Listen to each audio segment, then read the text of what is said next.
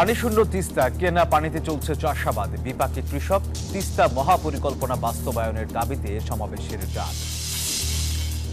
শরীয়তপুরে সবজির ফলন ভালো হলেও ন্যায্য দাম পাচ্ছেন না কৃষক, উঠছে না পরিবহন খরচও, প্রণোদনার আশ্বাস কৃষি বিভাগের।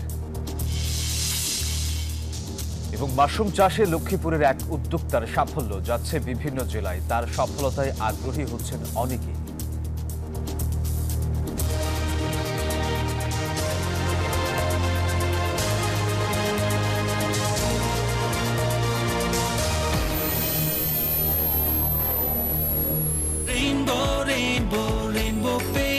Rainbow Paints, the color of joy. দর্শক, নিউজ 24 নিয়মিত আয়োজন কৃষি সংবাদে আপনাদের স্বাগত। আপনাদের সাথে আছি আমি সোহাগ বক্স। শব্দের আরেক নাম, একদম ইউনিক স্ট্রাকচারাল ডিজাইনের কসমিক ডোর। এর ওয়াল থিকনেস ও রিপ থিকনেস বেশি থাকায় থেকে 50 বছরেরও বেশি। কসমিক ডোর, নিশ্চিন্তে 50 বছর। এবার বিস্তারিত।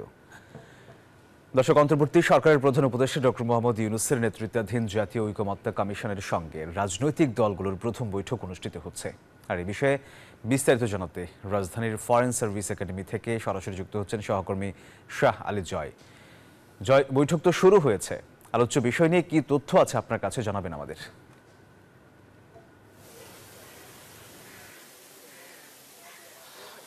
সোহাগ বক্ত, আপনাকে জানিয়ে রাখি যে আসলে আনুষ্ঠানিকভাবে বৈঠকটি কিন্তু এখনো শুরু হয়নি। অর্থাৎ বৈঠকের যিনি সভাপতিত্ব করবেন অন্তর্বর্তী সরকারের প্রধান উপদেষ্টা অধ্যাপক মোহাম্মদ ইউনূস, তিনি যে কোনো মুহূর্তে বৈঠকের যেটি নির্ধারিত স্থান অর্থাৎ ফরেন সার্ভিস একাডেমিতে এসে পৌঁছবেন বলে আমরা জানতে পেরেছি এবং সেই প্রস্তুতি এখন চলছে। তবে বৈঠকে যেসব রাজনৈতিক দলগুলোর অংশ নেওয়ার কথা তারা কিন্তু ইতিমধ্যেই এসে পৌঁছেছেন। আমরা দেখেছি যে বিএনপির মহাসচিব মির্জা ফখরুল ইসলাম আলমগীরের নেতৃত্বে 6 সদস্যের একটি প্রতিনিধি দল ইতিমধ্যেই কিন্তু এখানে এসে উপস্থিত হয়েছেন। এই প্রতিনিধি দলে মেজর হাফিজ, দলের নজরুল ইসলাম খান সহ অন্যান্য প্রতিনিধিরা ছিলেন। জামায়াত ইসলামের প্রতিনিধি দলও আমরা এখানে এসে উপস্থিত হতে দেখেছি এবং অন্যান্য যারা রাজনৈতিক দল রয়েছে তারা ইতিমধ্যেই এসে উপস্থিত হয়েছেন। অপেক্ষা যে কোনো মুহূর্তে অন্তর্বর্তী সরকারের প্রধান উপদেষ্টা ডক্টর মোহাম্মদ ইউনূস এসে উপস্থিত হবেন, তারপরে আনুষ্ঠানিকভাবে এই বৈঠকটি শুরু হবে। বৈঠকের আলোচ্য সূচি নিয়ে যেই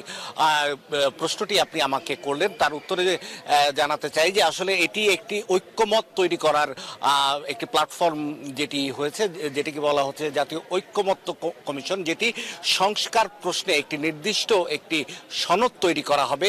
সেই সনদে সকল রাজনৈতিক দলের মতামত থাকবে এবং সেই মতামতের ভিত্তিতেই সনদ তৈরি হবে এবং সেই সনদের ভিত্তিতেই সংস্কার হবে এবং পরবর্তীতে নির্বাচন হবে।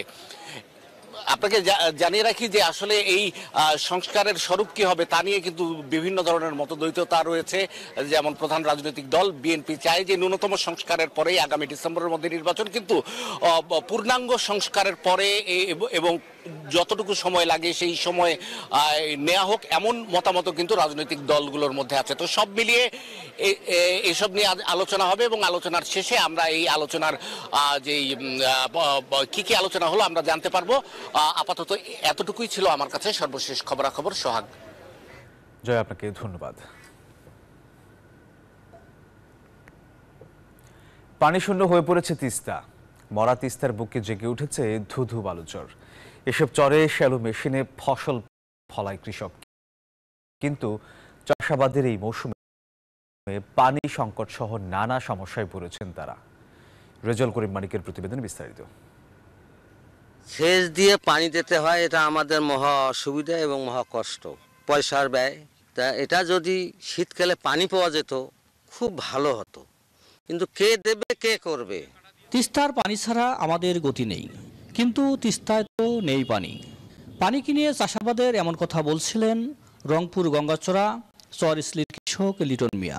একদিকে পানি নেই, অন্যদিকে সার ও শ্রমিক সংকট।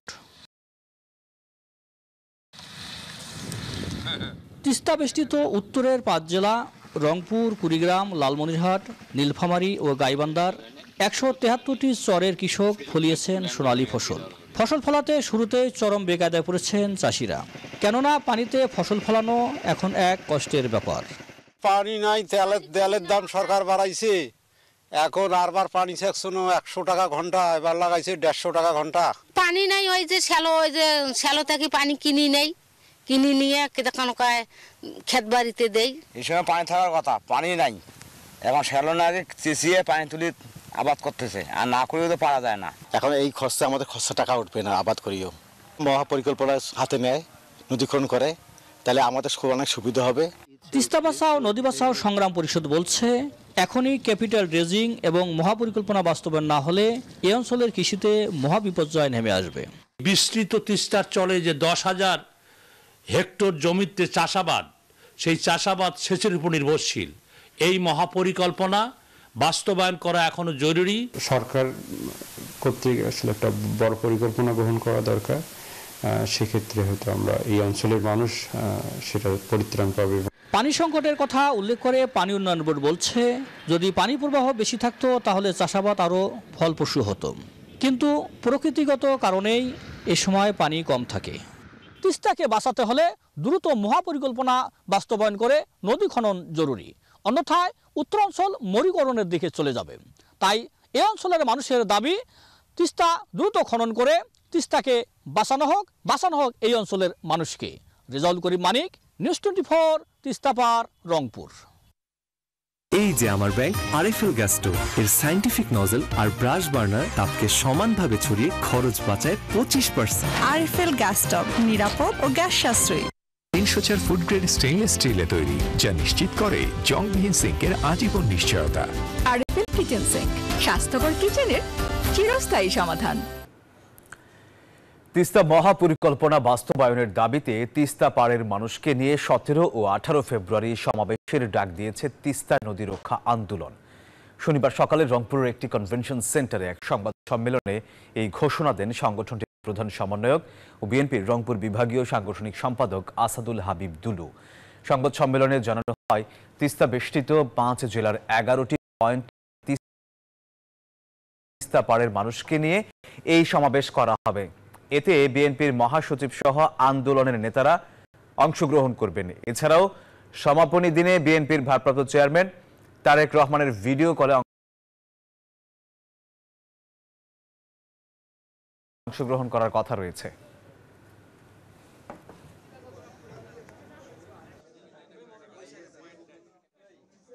বিজলি কেবলস যে কোনো স্থাপনার বৈদ্যুতিক সংযোগকে রাখে নিরাপদ। এর স্ক্রিন কোটেড ইনসুলেশন সম্পূর্ণ ফায়ার রিটার্ডেন্ট, তাই বিজলি কেবলস নিজেই নিজেকে নেভায়। বিজলি কেবলস, নিরাপদ আজীবন। দর্শক, সময় হলো একটা বিরতির, সাথেই থাকুন।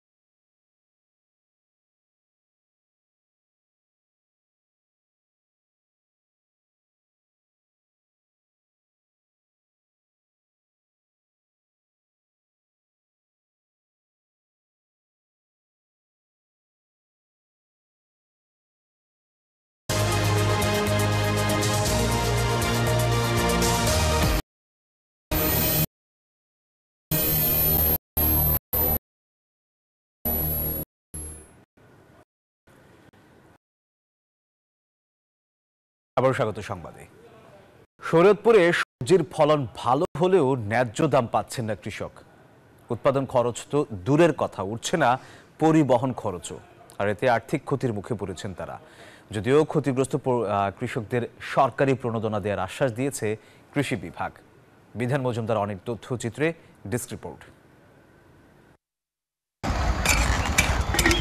শরীয়তপুরের জাজিরার চর লাউখোলা এলাকার কৃষক আলমগীর হোসেন চলতি মৌসুমে 20 শতক জমিতে বাঁধাকপির চাষ করেছেন তিনি। সব মিলিয়ে তার খরচ হয়েছে 30,000 টাকা। কিন্তু সবজির দরপতনে লাভ তো দূরের কথা, পরিবহন খরচ ওঠাতেই হিমশিম খাচ্ছেন তিনি। 25 থেকে 30,000 টাকার মতো খরচ হয়েছে, মাত্র বেচছি 7-8 হাজার টাকা, একবারে শেষ। এরকম যদি হয় তাহলে তো এই কাঁচা তরি তরকারি চাষবাস করা সম্ভব না। আলমগীর হোসেনের পাশের জমিতেই লাউ চাষ করেছেন আর এক কৃষক রকিব মিয়া। ফলন হিসেবে তার প্রতিটি লাউ উৎপাদনে খরচ হয়েছে 20 টাকা, এখন বিক্রি করতে হচ্ছে 15 টাকায়। ন্যায্য মূল্য না পেয়ে মাঠেই নষ্ট হচ্ছে বিভিন্ন ধরনের সবজি। এতে চরমভাবে আর্থিক ক্ষতির মুখে পড়েছেন তিনি।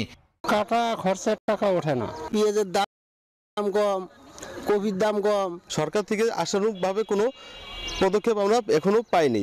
তবে এবছর ক্ষতিগ্রস্তদের প্রণোদনা দেওয়ার আশ্বাস দিয়েছেন সংশ্লিষ্টরা। কৃষকদের আমরা পরামর্শ দিই তারা যেন মৌসুম শুরুর আগেই অর্থাৎ আগাম যেন সবজি চাষ করতে পারে, এতে করে তারা ভালো দাম পাবে বলে আমরা আশা করি। চলতি মৌসুমে শরীয়তপুরে শীতকালীন শাকসবজি আবাদের লক্ষ্যমাত্রা ছিল 5,320 হেক্টর জমিতে, আর আবাদ হয়েছে 5,390 হেক্টর জমিতে। Desk report, news 24। শীতকালীন শাকসবজি আবাদের লক্ষ্যমাত্রা ছিল। এই ঈদের খুশিতে নুডলস কিনলেই পাচ্ছেন হালিম মিক্স ও স্টিক নুডলস ফ্রি। নুডলস খান নাই তো নুডলসই খান নাই। বগুড়ায় রেকর্ড পরিমাণ জমিতে আলু চাষ হলেও কাঙ্ক্ষিত মূল্য পাচ্ছেন না কৃষক। আর এই বিষয়ে বিস্তারিত জানাতে বগুড়া থেকে এই মুহূর্তে সরাসরি যুক্ত হচ্ছেন সহকর্মী আব্দুল সালাম বাবু। বাবু, লোকসান এড়াতে কি পদক্ষেপ নিয়েছে কৃষক, আর কৃষি বিভাগের পরামর্শ কি?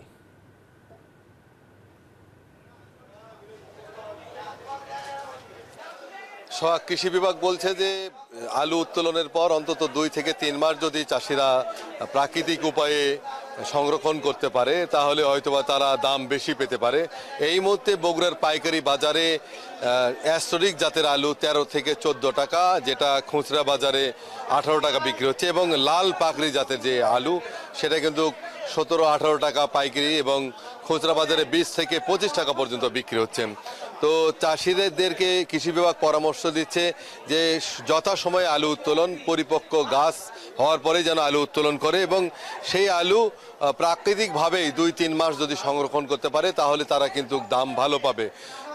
সেক্ষেত্রে চাষিদেরকে বিভিন্নভাবে পরামর্শ দিচ্ছে কৃষি বিভাগ, এবং বগুড়ার যে কোল্ড স্টোরেজগুলো রয়েছে সেখানেও কিন্তু এই মাসের শেষ দিক থেকেই আলু সংরক্ষণ শুরু হবে। জেলায় 60,000 হেক্টর জমিতে আলু চাষাবাদ হয়েছে, যা গত বছরের চেয়ে 5,000 হেক্টর বেশি জমি, এবং যেখান থেকে 12 লাখ মেট্রিক টন সব আলু পাবে বগুড়ার চাষিরা। তো গত বছর ভালো দাম পেয়েছে, এবারও চাষিরা মনে করছে ভালো দাম পাবে। তবে অনেকেই আগাম জাতের আলু উত্তোলন করেছেন, যেখানেই যে তারা কাঙ্ক্ষিত মূল্য পাচ্ছে না বলে জানিয়েছেন। সেক্ষেত্রে কৃষি বিভাগের পরামর্শ অনুযায়ী যদি আলু সংরক্ষণ করে তাহলে হয়তো বা ভালো দাম পেতে পারে। এই ছিল বগুড়াতে সর্বশেষ। ফিরে যাব স্টুডিওতে। বাবু, আপনাকে ধন্যবাদ।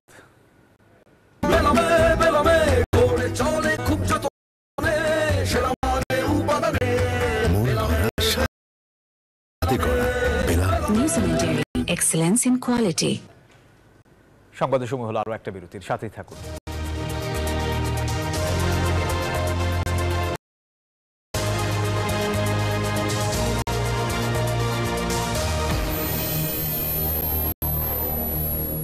এলো instant milk powder happy cow, যেমন সাশ্রয়ী তেমনি পুষ্টিগুণে ভরপুর। আর এটা নিউজিল্যান্ডের গরুর দুধ। হ্যাপি কাউ, গরুর দুধের স্বাদ সবাই পাক।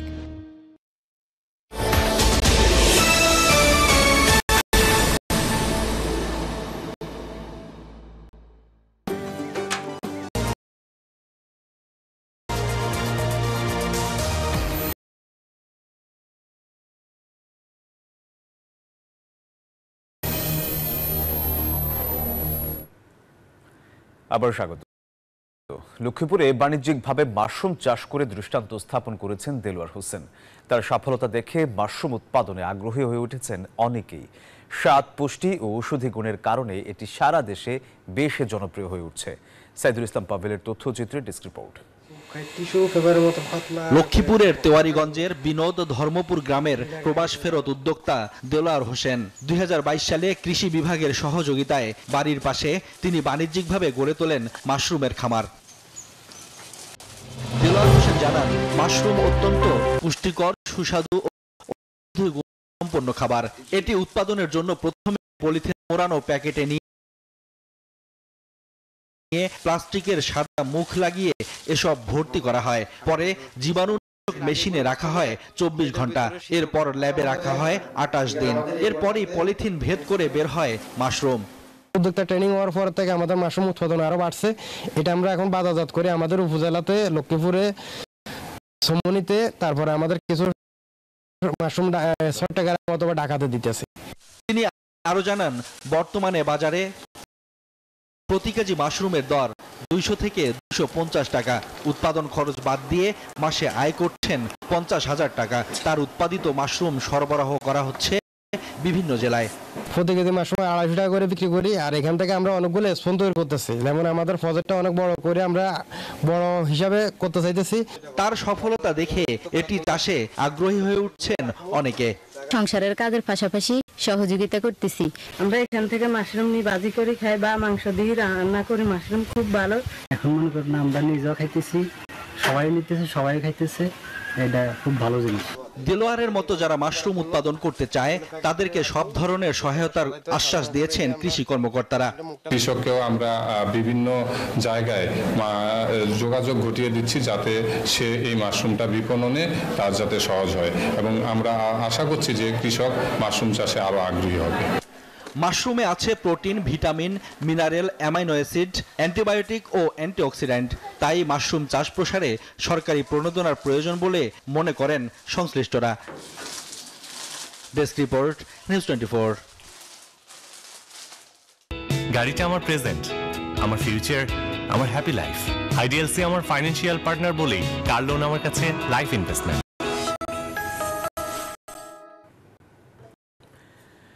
দর্শক, নীলফামারীতে বেশ কয়েক বছর ধরে সুপারফুড কিনুয়া আবাদ করছেন কৃষক আশরাফুল ইসলাম। আর এই বিষয়ে বিস্তারিত জানাতে যুক্ত হচ্ছেন সহকর্মী আব্দুর রশিদ শাহ। রশিদ, কিনুয়া চাষের ব্যাপারে কি তথ্য আছে, এর পুরোপুরি বিস্তারিত আমাদের জানাবেন।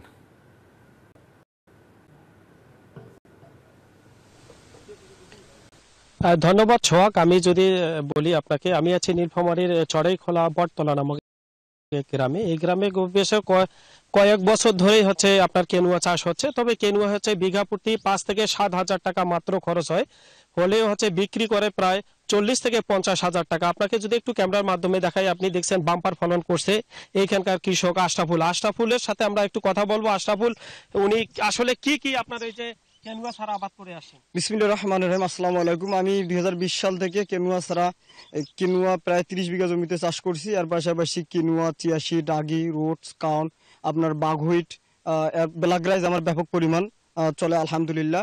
আমার জমি খুব কম পরিমাণ, যেটা আমি নিজে চাষের পাশাপাশি আমার এলাকার বাপ, চাচা, ভাই সবাইকে দিয়ে চাষ করে নিচ্ছি। আমি নিজে লাভবানের পাশাপাশি আলহামদুলিল্লাহ ওরা লাভবান হচ্ছে। এর পিছনে আমাকে আলহামদুলিল্লাহ ধন্যবাদ আপনাকে। আপনি আসলে কৃষকের কাছে শুনছিলেন এটা লাভজনক ফসল। তবে কৃষি তথ্য মতে এবার হচ্ছে প্রায় 32 বিঘা জমিতে হচ্ছে কেনুয়া চাষ হয়েছে। এই ছিল নীলফামারীর সর্বশেষ সংবাদ। ফিরে যাচ্ছি স্টুডিওতে। সোহাগ। আর এই ছিল নিউজ 24 কৃষি সংবাদে। ধন্যবাদ সবাইকে।